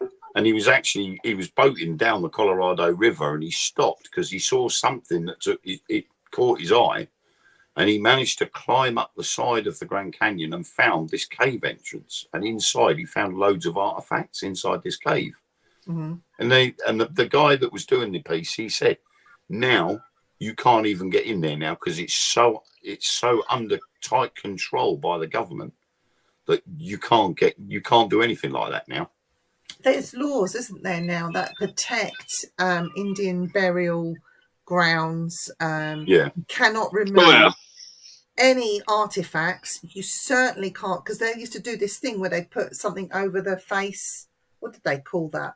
When they lay somebody down before they bury them or put them in a cave, they put this over their face. A face Here they have giant mounds that are like in the shape of animals in Wisconsin. The tribes here. But they're all protected. You can't dig them because it's sacred. It's like going into a graveyard and desecrating somebody's grave.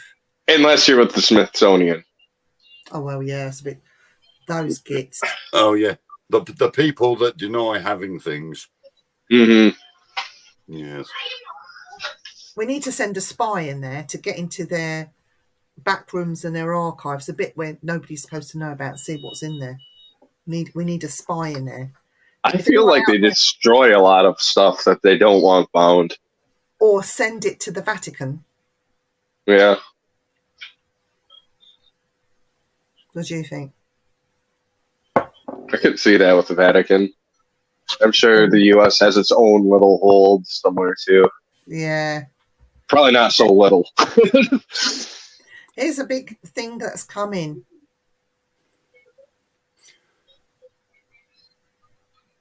A Bigfoot made This him is do what it. I'm talking about.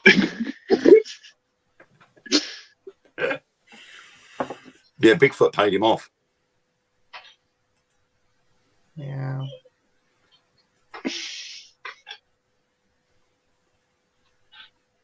We're the savage in a lot of This cases. is yeah. On We're, the Olympic Peninsula. Yeah, what Washington was it? State. I mean, we're basically a virus. Do you think that's why alien life stay away? Because we're savages? I think if you look Probably. at how the human race has evolved, anything we don't know, we tend to destroy. And I think that would be an alarm call to any extraterrestrial species that would come here. That would be a warning. Looking at our history, what would we do? And I know it sounds a bit of a cliche to say it, but on films, you look what we're like on films. We see an alien, the first thing we want to do is experiment on it. And then you look at the alien abductions, and they do tests on us. So it swings both ways. But we Look tend at to- the American history. Every time we came across the native tribe, we tend to be violent towards something we do not understand or do not know about. But not all And- nations are like that. There are some nations No. out there that are. I just think it's the Western world, the developed world, if you like. There are places that they wouldn't care. I think just about every nation in the world has given in to curiosity. Isn't there an island somewhere where no one is allowed to visit and it has all the native people on it? Now they're worried that if anyone goes there, they'd kill everybody off through virus. But it does exist. yes, It does a exist. missionary from America was killed last summer there, trying to spread the word of God. He canoed there, I think some sort of canoe, and they killed him Good. like right away. I mean, there's still tribes in the Amazon rainforest, isn't there, that have been cut off from outside world, and they look at white people and go, "Oh my God, what are you?" And they do look alarmed by seeing them, and they've threatened aircraft and boats that have passed by, Hmm. and they've gone, "We better not land there because they want to kill us," so they don't bother. Sentinel Island. Robert said it's But called then Sentinel. you've got people in the Amazon rainforest, if they're anywhere near where they've been doing all the deforestation, they're going to want to kill you. Because I certainly wouldn't like some company coming in and ripping up my home. Right. It's one of those things, isn't it? Yeah, but who's to say that this island hasn't had contact with the aliens already? That they're actually, we think that they're not advanced at all, when actually they're more advanced than us because they're, who knows? That's my theory about Bigfoot, honestly. I mean, it could be that they are, I don't know, they'll be like 500 years behind the rest of the world because they choose to be. They don't want technology. They're happy living the way they are. So they stay on this island and they don't allow anybody else to interfere with their lifestyle. It's like someone just popping up and going, "Do you know what? You're going to do this and you're going to do that. You're going to live this way." And you object to it, you're going to retaliate, aren't you? And that's probably the same way they're looking at it. They've lived there for God knows how many hundreds of years. They've lived that lifestyle. Yeah. Do you know what? And then some blokes just come in and said, "Oh, there is a guy With up the in cost the of sky living that will save you." crisis, and it's too expensive now to bury your dead, you might have to start eating them. So who knows? Cannibalism might come back into fashion. You never know. Oh, don't! I've even started eating ostrich burgers. Have you? Yeah, I love ostrich. It's nice. When I was down Tesco's a couple of weeks ago, I saw these ostrich burgers. They were on special, so I'm like, "Do you know what? I'm having them for my birthday barbecue." In they go. We'll have them for the freezer. Don't get me started with the going green, though. With the green burgers and the plant-based. I think it's Soylent Green. That's what I think it is. Do you know what? That's one thing that really pisses me off. When I go in, I went shopping today, and our local supermarket, they do their discount stuff. So all the stuff that's going to go off that day or the best before date is there. They plop the dairy on one shelf, cakes and stuff on another shelf, the meat's on another shelf, fish is on another shelf. And I got to the meat section and I'm like, oh, look, we got Chinese ribs. Well, we'll have some of those. We'll have some of them. What's this? Plant-based burgers. I'm like, they shouldn't even be with the meat. You know, Telling you, they're people. In this PC world, if it's plant-based, it shouldn't even be on the same shelf as beef burgers. You know, and then you get the what was it? I can't remember what they called it now. Pepperoni. It was plant-based pepperoni, and they called it pepperoni. And I'm like, seriously? You know, you can't have plant-based beef burgers because the word beef is there. And it's ridiculous. Nothing against people that want to eat plant-based products, but if, you know, the system is wrong, if you're going to I think people need to wake up, right? If you want to be vegetarian, fine. If you want to be vegan, fine. It's up to you. We've all got freedom of choice. Yeah. But you're not doing the planet any good. Do it for your own personal reasons, because all this plant-based stuff is government control. Yeah. McDonald's was done over here recently because in their burgers, they're found to have lots of maggots and things that were in the burgers. They've just been fined. They've been fined again because what they want you to do is to eat rat. They want you to eat these maggots that are specially grown, and that's your protein. They want you to eat. Somebody years ago they were saying there was an MP that wanted to introduce all that, didn't they? Fry egg burgers and all that rubbish. It's coming, and unless we as the people say no, I mean, I think France has got it right.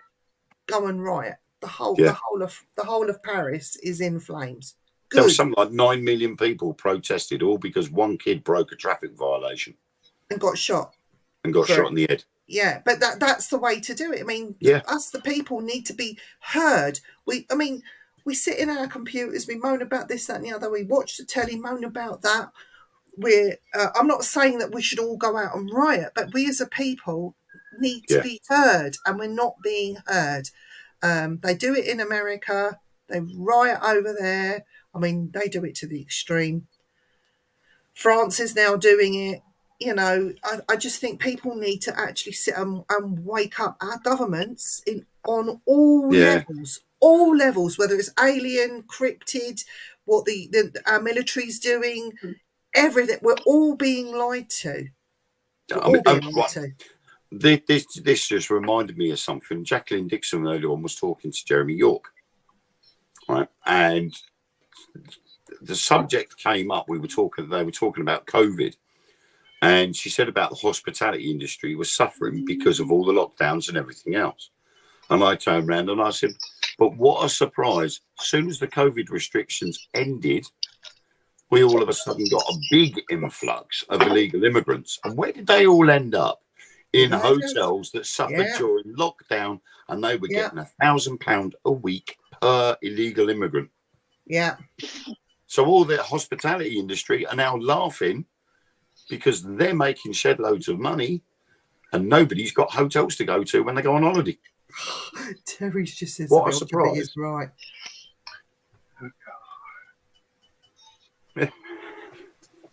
Thing was, I posted something on my TikTok the other day because it actually made sense, and it was talking about CO2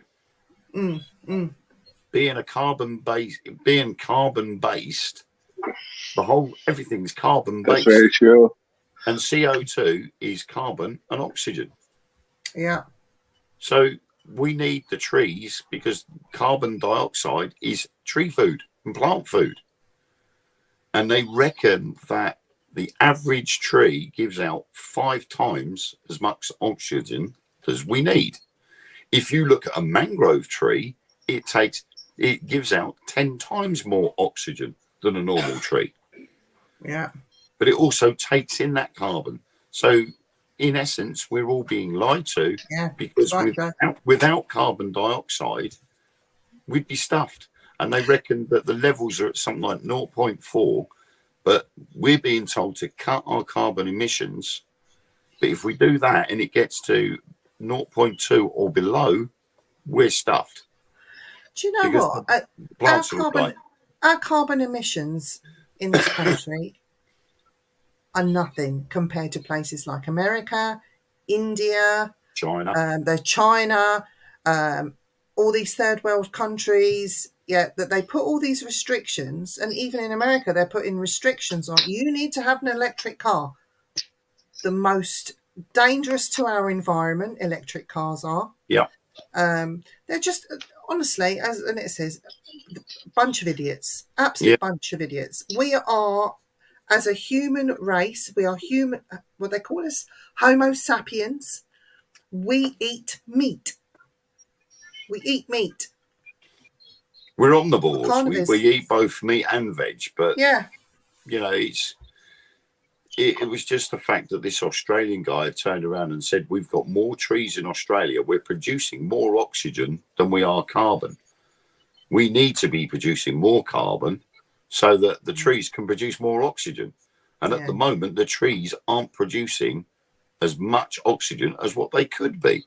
So we need to keep the levels of CO2 up to allow the trees to take it in and produce oxygen. it's the normal. I think this global warming is part of nature. It's normal. Yep. It's supposed to happen. Just like we had an ice age, we are going to have a heat wave, deserts, all that sort of thing. Continents will collide again together. It's all part of the natural order. Yeah. And I think we're trying to, as human beings, we're trying to disrupt that. Sheeple is the problem. I think our problem too is we don't need to worry about emissions. We need to worry about the plastic that we're producing and leaving everywhere. That's the issue. Yeah. And medical waste. We're having so much troubles in America with medical waste too, and it's nobody talks about that. Whoa. I think what it doesn't help though when they turn around and go, right, we need to cut back on plastics. So if you can't recycle it, then you have to use something else. Now, I don't know about in the States, but over here, we've started using paper straws. Yeah, and they're a pain in the ass. If I buy a McDonald's Coca-Cola and I get one of those paper straws, now I can't drink a Coke in 10, 15 minutes flat. I'll take ages drinking it. But the problem is, by the time I've got halfway down that cup, that straw is completely knackered. But they give you a paper straw, but the lid that they put on it is plastic.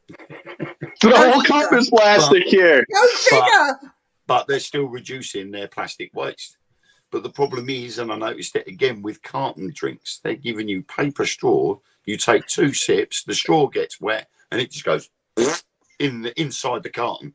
So the next time you go to drink it, you're getting half a ton of plastic paper, as well as the orange juice. Defeats the object. And they've wrapped the paper straw in plastic. Yeah. What about the hole in the ozone layer? We didn't know about it until we sent a rocket through it and made another hole. I think the ozone layer, that take your own straws, was fixed. You can still get them here. We have metal straws here. Yeah, we have metal straws as well. Absolutely. And do you know what they need to do again? Do you remember in the days when you used to have glass? Everything came in glass and you recycled your glass. You put your glass bottles out back again for the milkman, or you bought bottles of drink in glass and you took them back and you got 5p for every glass bottle you took back. Yeah. They need to bring that back. I think it was a company called Corona. Yeah. Not the beer. They used to make soft drinks over here, Josh. You wouldn't have known them, but they did soft drinks, and they used to have a van come round, and the van would go around the entire town or wherever, and you would buy the bottles of drink off of him, and then when you'd finish them, you'd take them back out to him the next time he came back, and he'd give you a discount off the next lot of bottles. Kind of like the milkman. You know, and there's nothing wrong with doing that system, because then what they would do is they'd take the empties back to the factory where they'd be sterilised and reused again for the next lot of drinks. I'm calling out to the man that made, you know, that drink Prime. You get it in the States. It's an American. Oh, Yeah, the kids. It's the new kid drink. Right. KSI So and Logan Paul. put them in a glass bottle. Don't put them in a plastic bottle. Can't you make it in a glass bottle? What's wrong with you guys? Sobe got in trouble for that. Back in the day, we had a drink like that. It was like hippie. They had little lizards on the side, and they're called Sobeys. Yeah. And they got upset because the teenagers were smashing them, and there was glass everywhere. So they actually got fined, and they switched to plastic. Yeah, the ones that have kicked the kids off isn't the energy drink. It's the rehydration drink, which is in the plastic bottles. Yeah. They've done two. They've done the rehydration one, which is supposed to be for athletes to rehydrate after they've been doing a workout, and then there's the energy drink, which is in cans. Obviously, because it's an energy drink, you've got to be 18, but you've got to look over 25. Love it. How the hell that works, right? Hey, Bill. Ellen gets asked for ID when she gets a Red Bull or something. The fact that Ellen is was it 8 years over the legal age and 1 year over the age of looking 25, she still gets asked for ID. And they still, when we go to the tills, the old light comes up, call the assistant, and it's over one energy drink. Yeah. And you're like, we've got the kids with us. You're like, you know, state the obvious. And They don't really make a big deal about that here. I mean, I've ID'd over was a bottle of mouthwash because it contained 0.01% alcohol. Yeah, mouthwash. Wow, that's ridiculous. Wow. Mouthwash. Really? Wow. Yeah, something that you're not supposed to drink, yet they still have to ID you for it.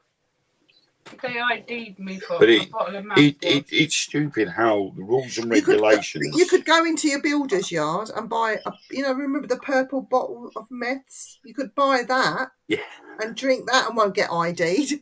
But you will for a mouthwash. It's ridiculous. And they limit how much paracetamol you can buy.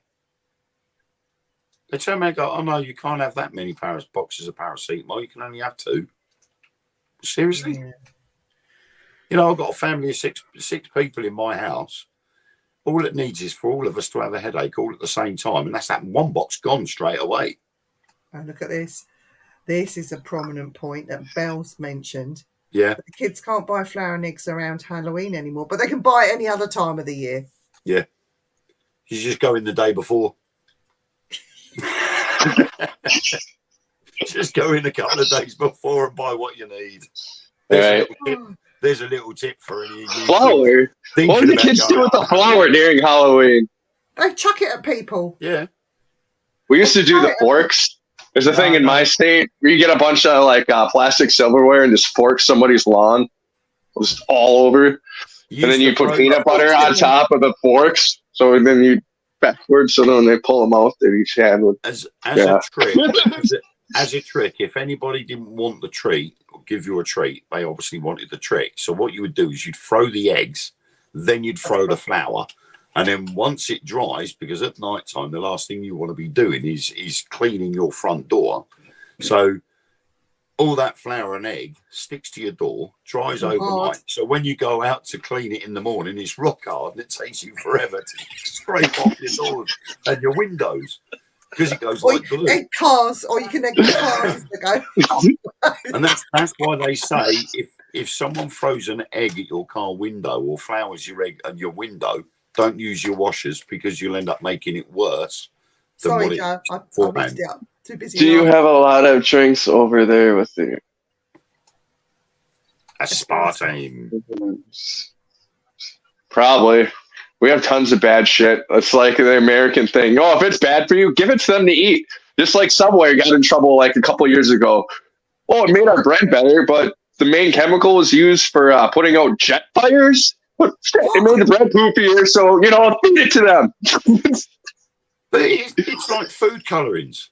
right? They turn around and go, "Oh, you can't have this. This food colouring's bad for you." Blah blah blah. Now we had a food colouring which we used in cakes over here, cochineal, Absolutely. right? And now this cochineal food colouring comes from nothing other than a species of woodlouse, Yeah. and they used to The beetle, scrape it isn't it? off. The There's beetle. farms in Spain.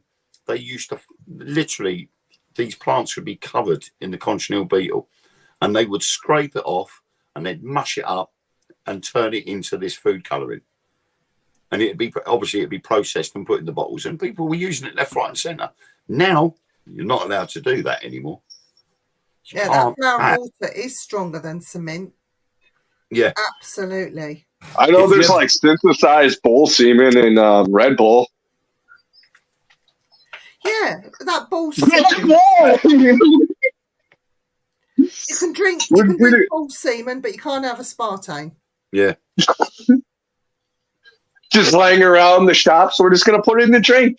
I don't know. I don't know what my country thinks most of the time. I think it's probably because it's one of these things where research takes time, and then all of a sudden they'll go, "Hang on a minute, this ingredient could do this." It's not it will do this, it's could.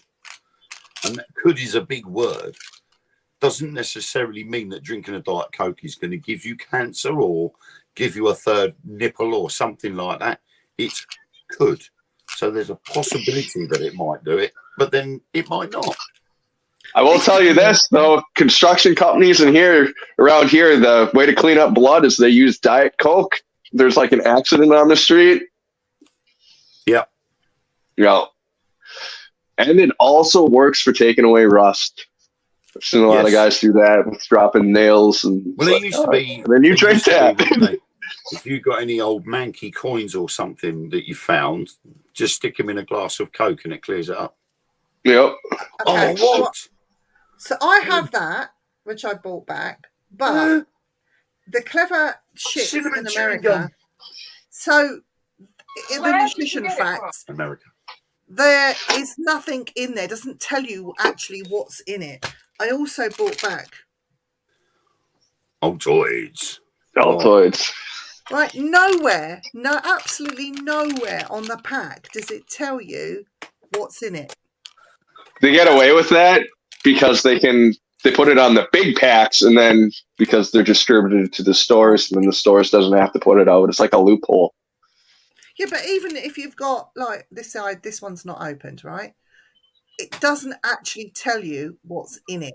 They really just gloss over it.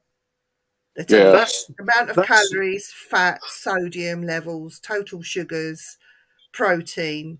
That's it. who was it that made your cinnamon chewing gum? Wrigley's Extra. Wrigley's Extra. It's all right. I'm looking for it on Amazon. Trident do it. Yes, try Sorry, to do it. I absolutely love cinnamon. My favourite all-time sweet is cinnamon flavoured Jelly Belly jelly beans. I absolutely love Jelly Belly jelly beans cinnamon flavour. I've just literally, I've got one packet of those ones left. I found them. You found them? $24.99 for 10 boxes. How much does that work out each? It says extra cinnamon sugar-free gum, 15 counts. So there's 15 capsules in each pack. Pack of 10, so £2.49 each. I think I paid I didn't pay that much for mine, but yeah. Oh shit! I think I'll know what I'll be buying on payday. You're going to be blaming me now, aren't you? Hell yeah! I'm going to go. Just Who's get got Josh. me these? Just get Josh to send you some in the post. It'd be cheaper. Just send him the money for the Probably. postage and I'll get free I delivery. don't know if it would shipping, and it would be the UK. It would be expensive. if you filled like a small box and sent him the money for that, and then just sent him, was it I have to $30 trade or him. $40? Trade him some gum for some books. I must admit, Eric said that the other day, saying about the books, saying, can I have a book bundle? I will sort it out when I get paid next. So I'm like, you're in the USA. I've got to check on postage because I got caught with that before. I had one lady said, "Can I have your books?" And apparently at the time, she had to get them from Japan, Amazon in Japan, and it cost her an absolute packet because the Australian Amazon weren't doing them. So I said, "Well, That's cool. I said, "I I can." thought- They do now. Sorry. They do now. I thought they're print to order, right? Yeah. Sorry. There's, I know here with a couple friends that I have that are authors that they go through Amazon and they're print to order, so it shouldn't affect where you. Yeah, I think Word. some they are Amazon, printed to order, but English where Amazon's different from American Amazon, and the books when I have over here, our books are printed in Poland, so they would come under the EU Amazon rather than the UK Amazon. Wayne, we'll get a And then- box together. We'll get a box and we'll send a box over to Josh just before Christmas. We'll just put a load of shit in there and we'll just send the postage and just get it over. But so of course this lady I know, Beth, she wanted That'd be the full awesome. books, but she could only get them from Japan. But they charged her a lot for delivery. Yeah. So I said, well, I'll have a look for you on Raw Mail and see how much it was going to cost to send at the time the 3 books over. And it worked out something like £21.98 to send the 3 books over. And she went, that's still cheaper than what Amazon Japan will charge me for delivering them from Japan. So I said, well, okay, then. Well, you know, do you want to do the bank transfer? She said, no, I'll send you a birthday card. And she sent me a birthday card with $50 in it.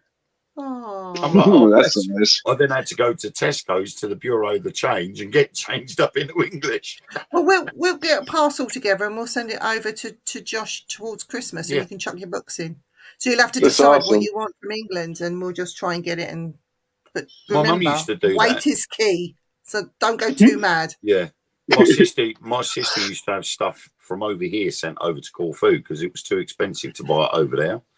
And I think it was something like £197. You got square metre boxes. You had a limited area in the back of this lorry, and you could put whatever you wanted in these boxes, and the lorry would transport it over, and it would go through France, through the Alps, into Italy, then down across the top of Italy, into Albania, down to mainland Greece, then over to Corfu, and then where my sister lived was the last stop. And she would have all sorts put in there, that stuff that she can't get in Greece, but then things like Cadbury's chocolate that you can buy in Greece, but it's more expensive. So they've been cheap by using this company. But now my mum and dad are over there, they can't do that anymore. We'll send some stuff to Josh, including some Nessie bits. We'll stick some Nessie bits and stuff over. Because that's the only cryptid we've got over here. The Loch Ness Monster. Well, we got Black Shark. Yeah. We'll send in some English sweets and some English chocolate and your English books. Tea. English tea. Awesome. I've got thousands of tea bags here. We'll send you some tea bags. We keep getting given tea bags. They're all like, you know, a couple of times we've used a food bank. And the food bank have gone, do you want tea? I'm like, no, we drink coffee. And they'd still give us tea bags. Yeah. You end up with a great big bag of tea bags. And you're like, I don't drink tea. And then somebody else will go, oh, I got given all these tea bags. I don't drink it. Do you want it? And before I've said, no, we don't want it. What is it about curly whirlies and Americans? Because I had to send a load of curly whirlies over to, I did I put them in the post? No, I actually took them with me. Curly whirlies and crunchies had to go to Seattle. I think there is a difference because I've seen a lot of Americans try British foods, and people have sent British products over to America and they've tried them and they've said they taste different to what we get. You know, our Cadbury's chocolate, although now it's owned by the American firm Kraft. Apparently they have changed the recipe of the chocolate a little bit, but it hasn't apparently changed the taste. But apparently dairy milk tastes different here than it does in America. Hershey's taste different over here. I don't like Hershey's. Oh, I love Hershey's. However, my favourite, or one of my favourites, I do like Reese's. Pieces. So people are asking me, what is a curly whirly? I It's don't know if you. it's oddly shaped toffee wrapped in chocolate, That's a curly whirly bar there. You can't see. and it they are very well. lovely.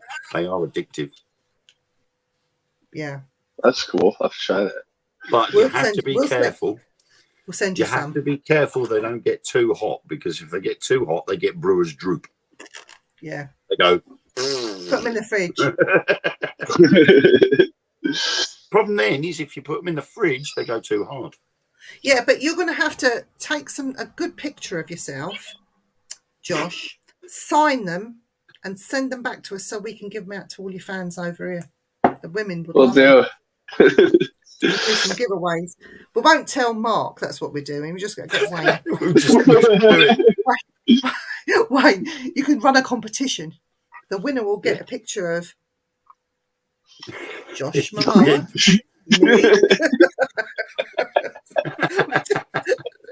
Just do it. Yeah, why not? I think, what the hell is going on? Oh, dear. That'd be funny. It would. It would be funny. It'd be a laugh. Good for a laugh. I think that's what people need nowadays. We need something to cheer us all up. You need Yeah. a willy. You need a willy in your life. We'll try and get a willy sent over to you. I think It's not over It's not the really a last willy. over the last 2 or 3 years, we've been pushed from pillar to post, and everybody's just got fed up with it. I think we all need to sort of just sit back and have a good old laugh now, and just relax and just ignore everything else that's going on. It's like Dan said last week, he's gone down so many rabbit holes, and it got to him. Should I send that to? I can't send that to Josh. Oh yeah, no. Pasta penises. You can get pasta What? penises Pasta, penis shaped like a pasta. penis. Yeah, get them in Ann Summers, don't we, over here? You can cook them up for your mum for a tea and just say, "Mum, I made you some pasta." See what she says. Can you imagine her face? What's this I'm eating? Oh, I don't know which company it is, but they do anal chocolate as well. God. Ugh. I don't know who it is, No. but they've had a cast done of their butthole, and they turned the mold into a chocolate mold, and they've actually made chocolates that look like this ale, and you're like, "Ugh, no thanks. I don't think I can ever No. open the box. No. No, That's just I'm wrong. good. But why No, would that's anybody wrong. do that? I thought penis pasta was wrong, but that was just way over the top. And I think you can buy them in Ann Summers as well. Close to this shit. Yeah. Definitely, Yeah. Alison. Yeah. Not nice. Right. I'd be, if somebody give me one of them, I'd be heaving just looking at them. Seriously, I go. My stomach turns over when I walk down an aisle and I see condoms and vibrators and Lubricants. stuff on the shelves. Do you know? I was shocked to find they sell all that in Tesco's. Yeah. Yeah. In your Rampant- supermarket, you can go in rampant there and rabbits buy and all these sorts. things. No. Yeah. No. Ugh. Wrong. Chewy foot. But they do it, and I literally cringe when I go down that aisle. I cringe when Ellen says to me, "Can you buy me some pads?" And I'm like, "No, get them yourself. I don't want to get them." Stop that. Oh dear. But Josh, do you have to go shopping for anyone? Yeah. Do you get We asked use to buy them. things? Yeah. And There's you do self it, checkout, so there's self checkout, so it doesn't bug me as much anymore. But usually we just do like Instacart, so it's like neither of us go shop. I hate self checkout. That's cheating. I Why? questioned. Why does everybody bitch about self-checking? If you could change the wheel in your car, you could check out your own groceries. Yeah, but It's the so thing much is, more convenient. yeah, it's maybe convenient, but I mentioned this to a member of staff at our local supermarket, right? They had got rid of half of their normal tills where a member of staff would be behind that till, right? And they'd replaced it with self-checkout tills, right? Now, they turned around and said, but it's about how many people we can get through the checkouts. So I said, right, okay, so you've done away with 10 checkouts and you've installed 20 self-checkout tills. Oh, They shit. went- They went, yeah. And I said, well, how many people have you got manning those self-checkout tills? So we've got 2. I said, right, so where's the other 8 people gone? Oh no. How on earth has that happened? Something fell on it. I'm going to have to glue it back together now. Yeah. I don't even know what fell on it. I heard it. You know, so where I said to them, where did the other 8 people go? You've made 8 people unemployed by putting these self-checkouts in. And they went, oh, no, we've done shift changes now. They've changed the shifts.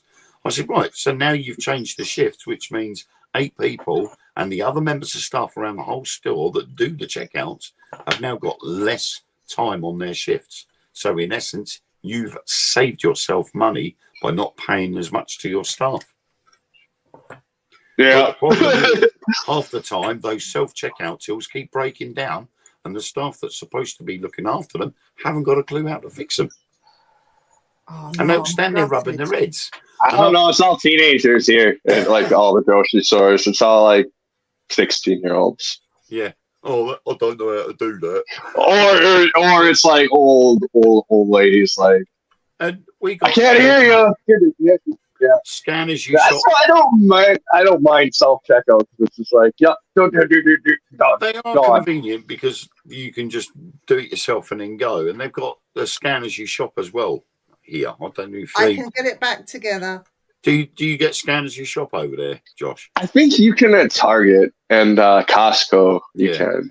We have our supermarket chain, Tesco's and Asda and Sainsbury's. They do scanners you shop. So you put your bags in your trolley, you go around, you scan your barcode, and then when you're finished, you just click on the screen, and it automatically downloads from the scanner to the computer. You pay and you go. 9 times out of 10, when we go to our local supermarket, that self-scan area is always closed. So you've got to go to a normal till anyway. I can put it back together. It's We fine. can repair him. We can repair it. But you see, that's the problem we've got. We've now become so reliant on technology that when it cocks up, nobody has a clue how to fix it. They've got to wait for a technician to come in to fix it, which means that area's got to be shut down while he comes, which means you've got to go back to the person that's on the till in the first place. Defeats the object. Yeah. And it's all because they want to process as many people as possible. And where we are, we've got a university right I'll next play door. that. Your self checks aren't open. Fuck you. I'm going to the next store. I don't. We've There's got a a grocery store right university. across the street. Bye. We've got a major university next to us, so we've got a lot of students go in there as their first port of call to get their stuff. And when it's Freshers Week, we all get warned. The general public get warned when it's Freshers Week, because all the new intake of university students are in. They're all going into the shop to buy their duvets and pillows and food and drinks and everything else. So we're all told, if you want to go shopping, you need to go before Freshers Week and make sure you get a plenty supply, because once they're in there, the shop will be empty. It's a nightmare. You have to go. Right, listen, guys, it's getting late now, so Yeah. I'm gonna go. We've been on 2 hours. I know. It's been great. Not quite broken the record, but and I was suffering earlier. I'm still suffering from the weekend. So I yeah, took Day off. It's Independence Day tomorrow. oh yes. Just remember, the British burnt down the old White House. They set fire to it. So did BLM. And you had to it white. That's why it's called the White House. I'm going to post that tomorrow. Yeah, I should be getting some early nights because I'm still suffering from Wisbeach Castle on Saturday night. I didn't get home till about 4:30 in the morning. I beat the sun. That's the best thing. I beat the sun. The week before, we were at a mill down in Aylesbury, and by the time we got back to Colchester, the sun was up. Wow. And it was very hard to get to sleep. But this time I got back home just in time. The sun was just coming up and I managed to get into bed and shut my eyes before it came out completely. Josh, I'm going to have to get you on a Mine and Dan show. And we're going Absolutely. to interview you about your squatching and everything. And yeah, why you've got a crocodile head behind you, all that sort of stuff. It's a dragon. Oh, it's a dragon. Ooh, very nice. I got one of those, but it's made of stone. Oh, you have one too. That's I haven't awesome. got a dragon. This Oh, one, left out now. when you shine a UV torch on it, there's elements of the rock that glows under UV torch. I can't remember what stone That's cool. it is, but it glows bright pink. Really? The UV light. When I'll dig it out on the next show, and I'll show you what I mean. But it literally glows bright pink. We The want to flip. see That's this. cool. We need to see this. It's amazing. I'll be gluing my foot back together. I don't even know what. I know what fell on it. My torch fell on it and smashed it. But it's only the toes. It can be saved. Well, I hope and I pray that the voodoo side of things don't come into play there, and there's some Bigfoot in the forest somewhere is now down, hobbled over his poor foot because you've just broken his toes. I know. I have got chicken feet in that drawer where I'm doing some voodoo stuff. Someone Seriously. over there's in the woods going, can you hear that? That sounds like something screaming in agony, and there's his poor Bigfoot holding its foot going, No, don't say that. I love them. I think they're cute. I think Bigfoot are cute. All of them. They're all cute. All I colours. think a baby Bigfoot would be cute, but I think No, a I full-grown Bigfoot, I would be filling my pants and running away. No, I wouldn't. I think they're cute. I'd say, come here and give me a cuddle. I would. Yeah, get a Bigfoot cuddle. Be the best cuddles in the world. But it'd be like if you were wearing a suit of armor and a Bigfoot come over and gave you a hug. It'd be like human soup in a can. They tend not to smell the best, from what I hear either. Yeah, they smell a bit whiffy. It'd be like, give you a hug. Getting hugged by a gorilla. Oh, I can't breathe.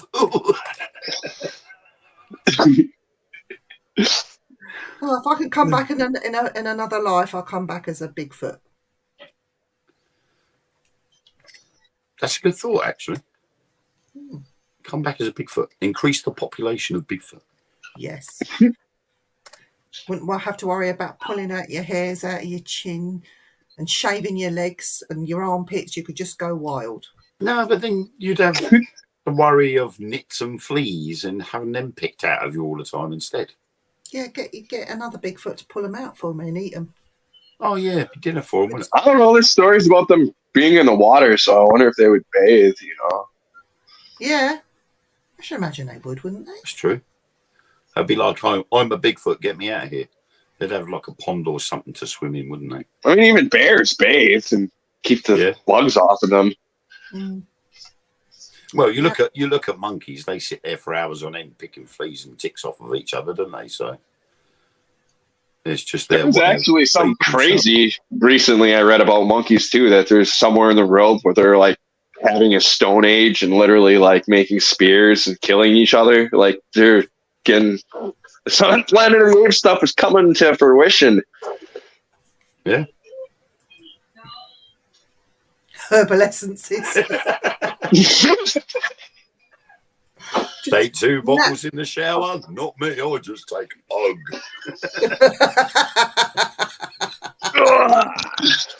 Oh, Baby. There's me about to say. Man. Oh, wow. There's me about to say, isn't it past your My big bedtime? butt. Hello, beautiful. Hello, beautiful. Hello. Hi. It's like crazy people. Just too gorgeous. Oh. I Mine love are kids. asleep, thank God. I'm getting We're getting done. broody again. I'm getting broody. I'm broody now. Thanks, Josh. I'm all broody. Right. I'm going to go. All right. Have a good night, everybody. Catch you I next think- week. Yes, I Bye, think everyone it's in time the chat. we were all heading off because it's 20 to midnight here in the UK. And yes, we did start off talking about the Bermuda Triangle and the Florida Everglades. And other And things. we did, as per usual, digressed into other sectors. But it was a great show. And I'm glad you guys came on again, as always, and made it what it was. So. Hey, I got a topic for next week. Okay. There's a lot of sightings of the chupacabra again, but there's a big group of people who are swearing that they solved the mystery, that there isn't some mythical creature, that it's actually the Tasmanian tiger that has found its way into like Mexico. Yeah. Apparently, too. I don't know if you know much about wolves, but like wolves will, when they kill something, they'll eat out the organs. Apparently, the Tasmanian tiger is known for drinking blood. Ooh. So, Wait for this. and if you think about it, they're kind of the same size too. We have to talk about this next week. Put a pin in it, but Let's do throw it. that out there. Definitely. Let's do it. You're on. Let's do it. Do we get to talk about the other Taz as well? Taz. Yes. The one- And we the have to one do that- this. They were the same, weren't they? Wasn't he a Tasmanian tiger? It was a Tasmanian. No, he was mean devil. Devil, yeah. Them are them little furry dog-looking things actually in real life. Yeah. Right. I'm shooting Anyway. off. I'll catch you all next week. Yep. Take it Bye, easy. everybody. Good night, everybody. Thank you for watching tonight. And